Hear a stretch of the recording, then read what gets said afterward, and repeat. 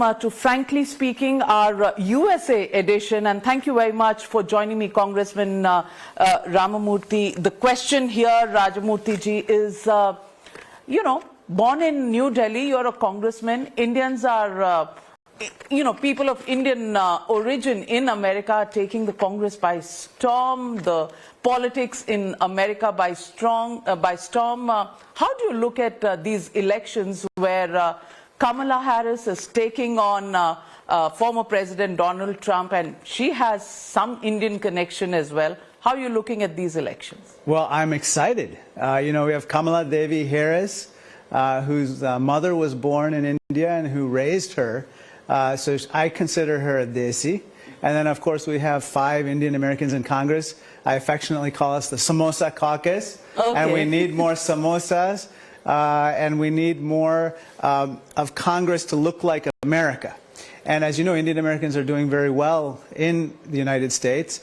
And so it's only time that they get more involved in the civic life of this country.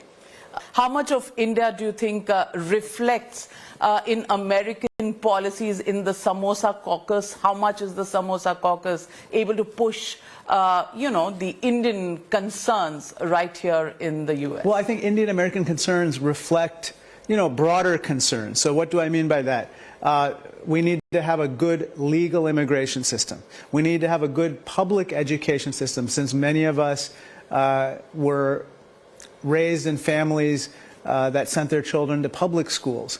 And then finally, we need to have a country where entrepreneurship, the free enterprise system, our capitalist system is allowed to flourish, even at the same time that we give everyone an opportunity to get on the up escalator of the economy.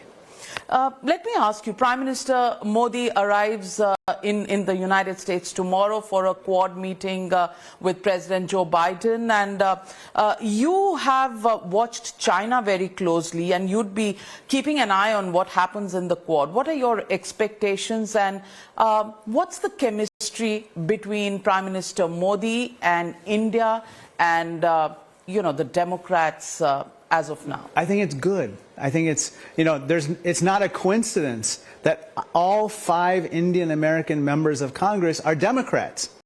And I think it's because Indian Americans generally tend to vote Democratic. All that being said, I think that the relationship between the U.S. and India is very strong, and it's reached new heights under President Biden. Of course, tomorrow he's hosting them in his hometown of Wilmington, Delaware.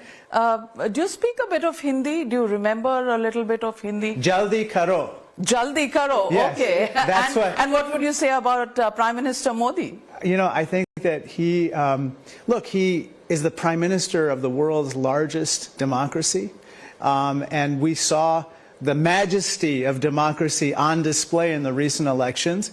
You just had an opportunity to meet with our leader of opposition, Mr. Rahul Gandhi, who visited the Congress. You were part of a meeting where Ilhan Omar was also present, and there was a furor, controversy back home in India. What did you think about the meeting and the interaction with Mr. Gandhi? Look, I think as a member of our government, it's my duty to meet with everybody. I, of course, have had various meetings with Prime Minister Modi and, of course, the Indian government currently in place. I think I was more in listening mode. I wanted to hear what Mr. Gandhi and other members of Parliament have to say. And what was the big takeaway from that meeting with Mr. Gandhi? Did you agree agreeably or disagree agreeably?